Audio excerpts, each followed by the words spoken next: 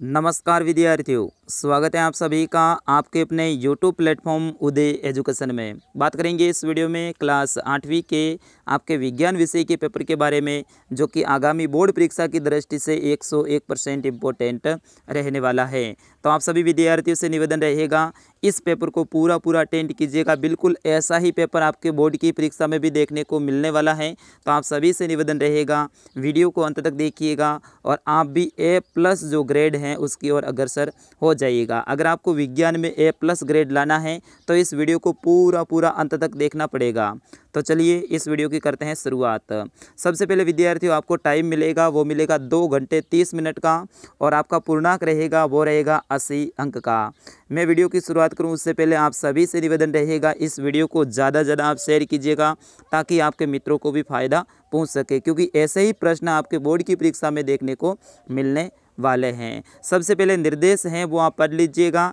इस जो प्रश्न पत्र है इसमें आपके कुल 25 प्रश्न रहेंगे और सभी प्रश्न हैं वो हल करने क्या है अनिवार्य हैं। खंड अ है आपके सामने, इसमें आपके अबसद के रूप में प्रश्न रहेंगे। तो इसमें पहला प्रश्न देखिएगा विद्यार्थियों, फसल उत्पादन के दौरान मिट्टी में पोषक तत्वों के स्तर को बनाए रखने के लिए क्या मिलाते हैं?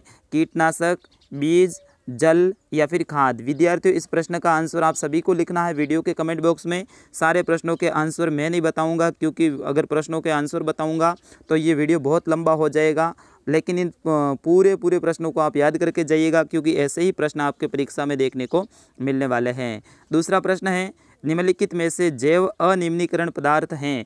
लकड़ी, प्लास्टिक, सब्जियों के छिलके या फिर कागज। विद्यार्थियों इसका भी आंसर है आप सभी को लिखना है वीडियो के कमेंट बॉक्स में। तीसरा प्रश्न है, सोडियम धातु को सामान्य ताप पर जिस द्रव में रखते हैं वह है? जल, पेट्रोल, मिट्टी का तेल या फिर नींबू का रस। विद्यार्थियों ये सारे के सारे प्रश्न हैं आपके परीक्षा की दृष्टि से 101% इम्पोर्टेंट रहेंगे। तो बिल्कुल अंत तक देखिएगा और इन सभी को याद करके आप जरूर जाइएगा। बिल्कुल आपके परीक्षा में आपके हैं वो A+ ग्रेड इस साइंस के पेपर में जरूर आएगा। अगला प्रश्न है, अक्षय प्राकृतिक संसाधन के उदाहरण हैं? वन, कोयला, वायु या फिर पेट्रोल। अगला प्रश्न है प्रश्न संख्या 5, निम्नलिखित में से कौन से वन्य जंतु संकटपन्न स्पीशीज की श्रेणी में सम्मिलित हैं?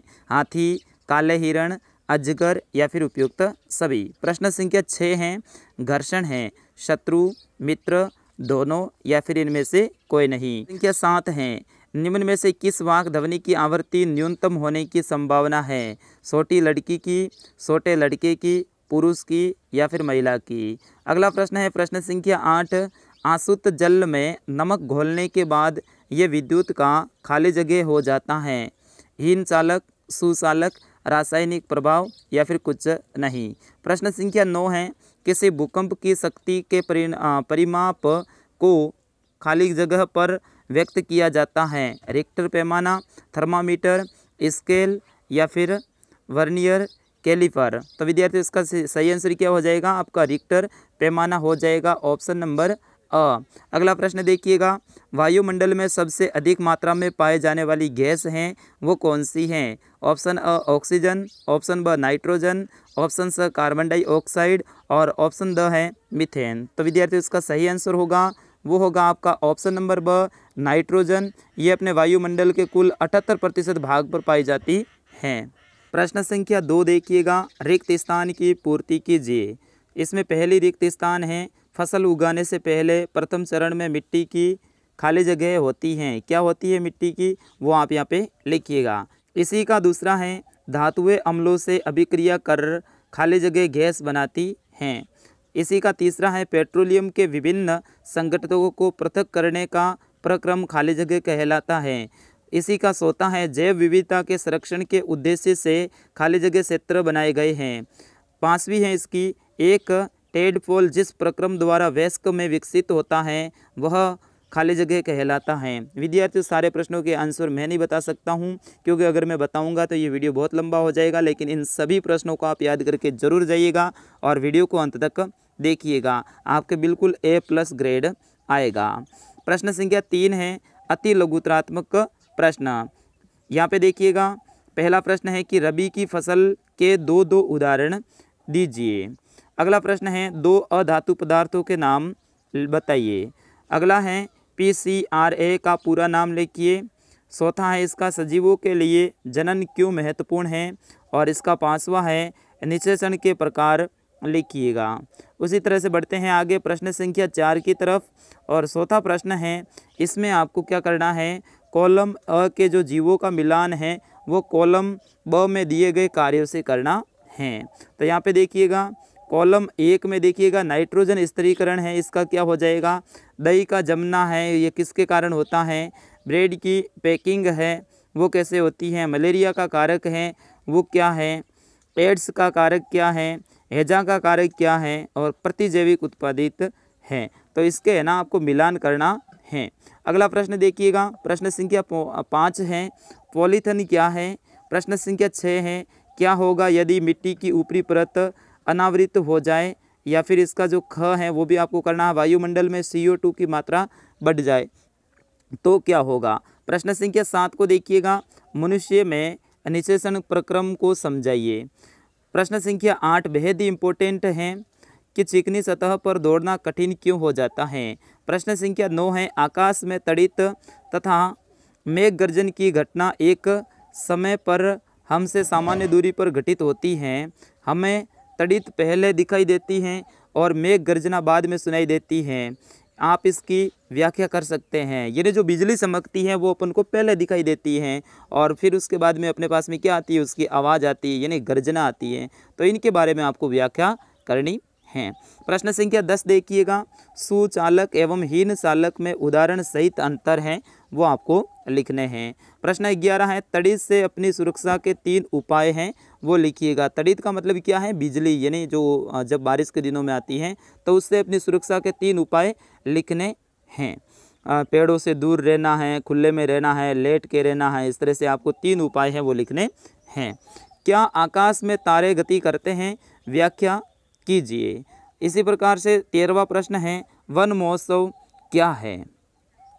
प्रश्न संख्या 14 है, ये आपके दीर्घ उत्तरीय प्रश्न रहेंगे। यहाँ पे है ना आपको ये प्रश्नों के उत्तर देने हैं थोड़े से ज़्यादा शब्दों में, और ये प्रत्येक प्रश्न है आपके 3 अंक का रहने वाला है। तो 14वां प्रश्न देखिएगा, खाद्य विषाक्तन से क्या आशय है, समझाइएगा। प्रश्न संख्या 15 है, उदाहरण देकर प्रदर्शित कीजिए कि प्लास्टिक की प्रकृति असंचारण होती हैं। विद्यार्थियों इन सारे प्रश्नों को आप याद कर लीजिएगा, बिल्कुल इन सभी को आप याद करके जाएंगे तो आपके बोर्ड परीक्षा में ज़रूर A+ ग्रेड आएगा। A+ ग्रेड लाने से आपको साइंस में कोई नहीं रोक सकता है। प्रश्न संख्या 16 है, क्या आप नींबू के अचार को एल्यूमिनियम पात्रों में रख सकते हैं, स्पष्ट कीजिएगा। प्रश्न संख्या 17 है, समझाइए जीवाश्म ईंधन समाप्त होने वाले प्राकृतिक संसाधन क्यों हैं। प्रश्न संख्या 18 है, घर्षण हानिकारक होते हुए भी आवश्यक क्यों होता है, उदाहरण देकर समझाइएगा। प्रश्न संख्या 19 है, नींबू के रस में संपरक्षित के स्वतंत्र शिरों को डुबाते हैं तो चुंबकीय सुई पर इससे क्या प्रभाव होता है। प्रश्न संख्या 20 है, भूकंप से बचाव के क्या क्या प्रयास है वो करने चाहिए। प्रश्न संख्या 21 है, कृत्रिम उपग्रह क्या है, समझाइएगा। अब आपका आ जाता है अगला जो खंड, वो आ जाता है खंड द। इसमें आपके निबंधात्मक प्रश्न रहेंगे जो कि प्रश्न संख्या 22 से लेकर 25 तक रहने वाले हैं, और प्रत्येक प्रश्न है वो आपके 4 अंक का रहेगा। यानी इन सारे प्रश्नों को तो आपको याद करके ही जाना है, क्योंकि एक भी प्रश्न आपको याद नहीं हुआ तो आपके 4 नंबर कट जाएंगे, और 4 नंबर आपको पता ही है ना A+ ग्रेड लाने से आपको रोक सकते हैं।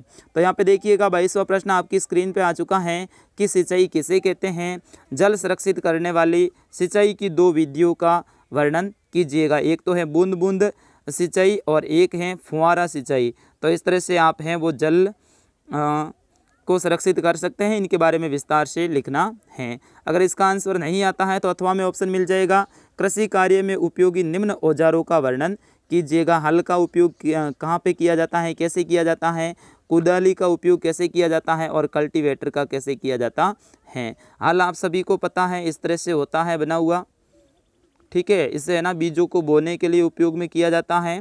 उसी प्रकार से कुदाली है वो कुछ इस तरह से होती है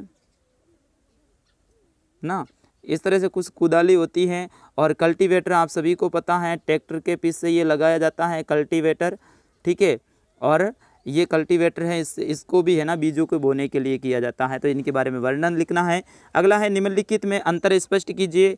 वन्य प्राणी उद्यान व जैव मंडल आरक्षित क्षेत्र, चिड़ियाघर व अभ्यारण्य, संकटपन्न एवं विलुप्त स्पीसीज और वनस्पति जात एवं प्राणी जात, इन सभी में आपको क्या करना है, अंतर स्पष्ट करना है। प्रत्येक ये जो है आपके एक एक नंबर का रहेगा, इन चारों के आप अंतर स्पष्ट करेंगे तो बिल्कुल आपको 4 नंबर मिल जाएंगे। अगर इसका आंसर नहीं आता है तो अथवा में आपके सामने ऑप्शन रहेगा, वनो उन्मूलन का निम्न पर क्या प्रभाव पड़ता है। वन्य प्राणी यानी वनों के अंदर रहने वाले जीवों के ऊपर क्या प्रभाव पड़ता है, वनों को समाप्त करने पे पर्यावरण के ऊपर क्या प्रभाव पड़ेगा, पृथ्वी के ऊपर क्या प्रभाव पड़ेगा और हमारे आने वाली जो अगली पीढ़ी है उसके ऊपर क्या प्रभाव पड़ेगा। प्रश्न संख्या 24 है, निम्नलिखित की व्याख्या कीजिएगा। अश्रव्य तरंगे, पराश्रव्य तरंगे और श्रव्य तरंगे, इनकी क्या करनी है, आपको व्याख्या करनी है, यानी इनके बारे में बताना है। तो प्रत्येक है वो आपके 1.5 नंबर का रहने वाला है। अगर ये आंसर नहीं आता है तो अथवा में ऑप्शन मिल जाएगा। मानव कान यानी कर्ण का चित्र बनाइएगा, यानी कान का चित्र बनाना है, और ध्वनि के सुनने की प्रक्रिया को समझाइएगा, यानी किस तरह से सुनते हैं, उसके अंदर क्या क्या होते हैं पर्दे वगैरह, वो आपको चित्र बना के समझाना है। प्रश्न संख्या 25 है, वेरी वेरी इंपॉर्टेंट है। जल प्रदूषण के कारक, प्रभाव व रोकथाम के उपाय लिखिएगा। अगर इसका आंसर नहीं आता है तो अथवा में ऑप्शन मिल जाएगा। आप स्वयं जल की बचत किस प्रकार कर सकते हैं। तो विद्यार्थियों ये थे कक्षा 8 के आपके विज्ञान विषय के इम्पोर्टेंट प्रश्न। मैं आशा करता हूँ इन सभी को आप याद करके जाएंगे। वीडियो को अंत तक देखा है और बिल्कुल इन सारे प्रश्नों को आप नोट कर लीजिएगा, अपनी बुक में टिक कर लीजिएगा और इन सभी को याद करके जाइएगा। बिल्कुल आपके A+ ग्रेड आने से कोई आपको विज्ञान में नहीं रोक सकता है। अब विद्यार्थियों आपको करना क्या है, इस वीडियो को ज़्यादा से ज़्यादा शेयर करना है। शेयर क्यों करना है, ताकि शेयर करने से क्या होगा कि आपके जो साथी हैं उन तक भी ये वीडियो जाएगा और वो भी अपनी तैयारी है वो अच्छी तरीके से कर पाएंगे। विद्यार्थियों अभी तक आपने उदय एजुकेशन यूट्यूब चैनल को सब्सक्राइब नहीं किया है तो अभी सब्सक्राइब कर लीजिएगा, ये बिल्कुल फ्री है। और सब्सक्राइब करने से होगा क्या कि हम आपके क्लास से संबंधित अगला वीडियो डालेंगे तो वो भी आपके फ़ोन में आ जाएगा। अगर आप घंटी ऑन करते हैं तो सीधी आपके पास में सूचना भी आ जाएगी। तो विद्यार्थियों मिलता हूँ अगले पेपर में। अगला पेपर है वो कौन सी विषय का सही है आप ज़रूर कमेंट में लिखिएगा। और हाँ, अपना नाम, अपने गांव का नाम और अपने ज़िले का नाम है वो भी आप कमेंट बॉक्स में ज़रूर लिखिएगा, ताकि मुझे भी पता चल सके आप कहाँ से इस वीडियो को देख रहे हैं। विद्यार्थियों मिलता हूँ अगले वीडियो में, तब तक के लिए जय हिंद, वंदे मातरम।